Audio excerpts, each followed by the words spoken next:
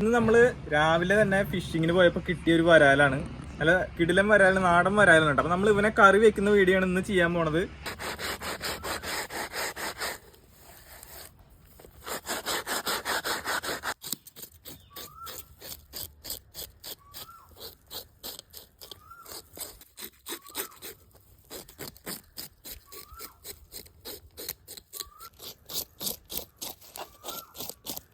നമ്മൾ നല്ലപോലെ ക്ലീൻ ചെയ്തിട്ട് തൊലി ഉരിക്കാണ്ട് തന്നെയാണ് കേട്ടോ ഇതിനെ കറി വെക്കുക.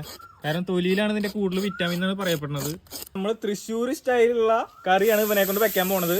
അപ്പൊ നല്ലപോലെ നമ്മൾ ചെതമ്പലൊക്കെ കളഞ്ഞെടുത്തിട്ടുണ്ട്.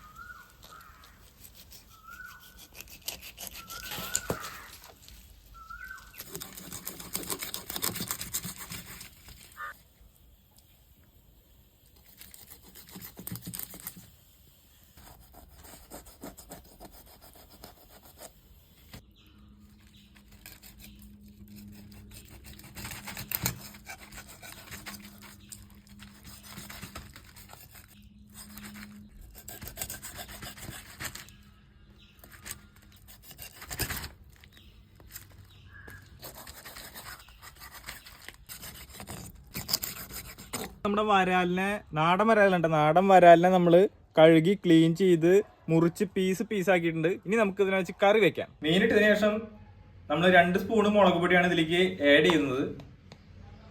മല്ലിപ്പൊടി, 1/2 സ്പൂണ് മഞ്ഞൾപ്പൊടി, ആവശ്യത്തിന് ഉപ്പ്. അടുത്തായി നമ്മൾ പെരിഞ്ജീരകവും നാളികേരം കൂടി അരച്ചിട്ടുള്ള തേങ്ങാപ്പാലാണ് ഒഴിക്കുന്നത് കേട്ടോ.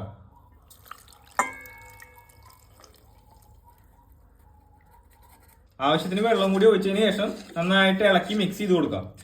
ഇനി ഗ്യാസ് ഓൺ ചെയ്ത് നന്നായി തിളപ്പിച്ചെടുക്കാം. ഇപ്പൊ ഇങ്ങനെയാണെങ്കിലും തിളച്ച് വരുമ്പോ കളറൊക്കെ മാറി നല്ല ഭംഗിയായിരിക്കും കേട്ടോ കാണാൻ.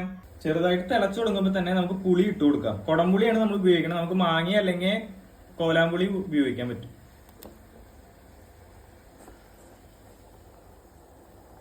പുളി ഇട്ടതിന് ശേഷം നമുക്ക് കുറച്ച് ഇഞ്ചിയും കൂടി ചേർത്ത് കൊടുക്കാം. നല്ലപോലെ തിളച്ച് കഴിയുമ്പോൾ നമുക്ക് ഇതിലേക്ക് 2 തണ്ട് വേപ്പില ഇട്ട് കൊടുക്കണം കേട്ടോ.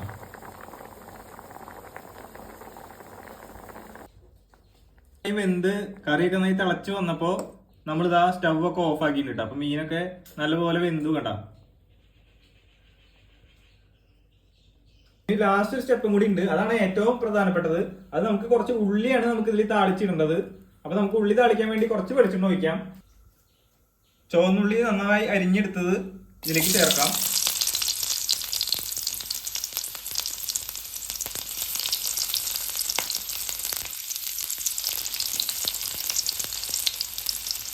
ഉള്ളി നന്നായി മൊരിയണം.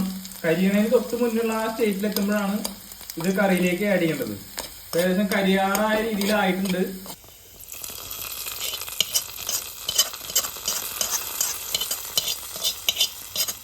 അപ്പൊ ഇതാണ് നമ്മുടെ തൃശ്ശൂരുകാരുടെ കുടംപുളി ഇട്ട മീൻകറി.